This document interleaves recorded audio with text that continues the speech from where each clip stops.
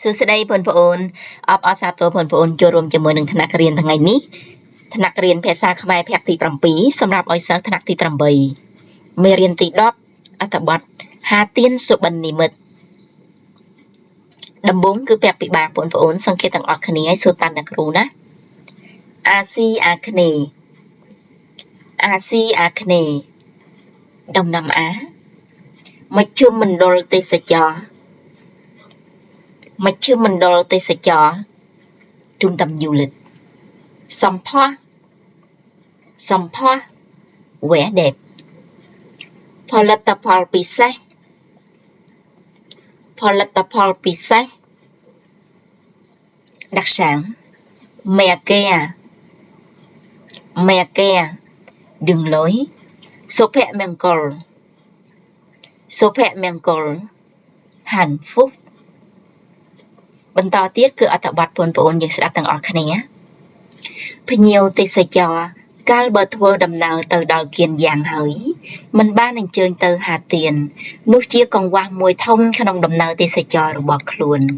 កន្លែងនេះមិនត្រឹមតែមានភ្នំពណ៌ខៀវនិងទឹកថ្លាដែលស្អាតស្អាងឲ្យហាទៀនល្អសម្រស់តែប៉ុណ្ណោះទេថែមទាំងមានចំណុចវប្បធម៌និងផលិតផលពិសេសរបស់តំបន់ដ៏ល្បីល្បាញដែលមានតាំងពីយូរណាស់មកហើយនៅតំបន់អាស៊ីអាគ្នេយ៍នោះក៏ជាមជ្ឈមណ្ឌលទេសចរណ៍មួយប្រកបដោយទេសភាពល្អៗជាច្រើនដែលមានតែមួយគត់គ្មានពីរនៅភាគខាងត្បូងរបស់ប្រទេសយើងហាទៀនបានទុកមកឲ្យភ្ញៀវនៅនិមិត្តដ៏ជ្រាលជ្រៅនោះគឺម្ខាងមានកំពូលភ្នំរត់រាយក្បែរឆ្នេរសមុទ្រនៅខាងក្នុងមានស្រែដក់ទឹកមានត្រពាំងជាប់ទៅខួបប្រាំងវស្សាគឺជាព្រៃនៃដើមអំពូដើមស្មាច់និងវាលអំបិលសសមាភិបភ្នំនិងទឹកនៅចំមណ្ឌលទីផ្សារធ្វើឲ្យធម្មជាតិទីនេះមានសម្ផស្សស្រស់បន្ថែមទេសភាពមួយរបស់ហាទៀននៅមានរួមថៃដុំមួយវាក៏ជាឈ្មោះតំបន់ល្អល្បីល្បាញរបស់ហាទៀនដែរទេសចរមិនអាចបង់ចោលឱកាសពាន់ឆ្នាំទើបមានពេលម្ដងឈានជើងដល់ហាទៀនថៃដុំជាភ្នំកំបោរមានកម្ពស់80ម៉ែត្រមើលពីចម្ងាយទៅដូចមួករបស់កងទ័ពចក្រភពអង់គ្លេសភ្លៀងខ្យល់ធ្វើឲ្យទៅជារូងភ្នំជ្រៅរហូមស៊ីរួមចូលខាងក្នុងកើតបានជាផ្លូវឡើងទៅស្ថានសួគ៌និងផ្លូវចុះទៅស្ថាននរកក្នុងមានព្រះពុទ្ធរូបអណ្ដែតមាននាងសត្រីអាវខៀវក្នុងរូងមានខ្យល់បក់វូតាមក្រហែងថ្មប៉ះនឹងជញ្ចាំងឬសូរឡើងបង្កើតបានសូរសំឡេងចម្លែកអស្ចារ្យងើបមើលលើមានពន្លឺព្រះអាទិត្យបញ្ចាំងចុះប្រកបដោយពណ៌ស្រស់ស្រទន់នៅលើអាកាស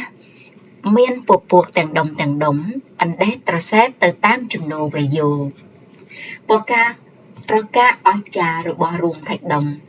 ដែលមានរឿងព្រេងបុរាណ